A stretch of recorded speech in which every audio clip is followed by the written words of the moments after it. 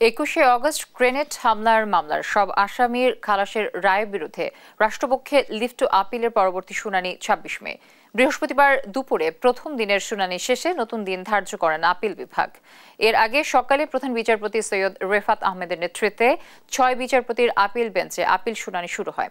এদিন শুরুতেই শুনানি করে রাষ্ট্রপক্ষ।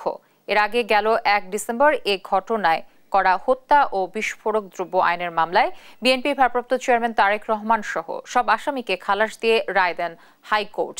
ডেথ রেফারেন্স নাকচ করে এবং আসামিদের করা আপিল মঞ্জুর করে ওই রায় দেন আদালত। রায়ে হাইকোর্ট বলেন, শুধু স্বীকারোক্তিমূলক জবানবন্দির ওপর ভিত্তি করে অন্য আসামিদের সাজা দেয়া যায় না। স্বীকারোক্তিমূলক জবানবন্দির ওপর ভিত্তি করে ষড়যন্ত্র প্রমাণ করা যায় না।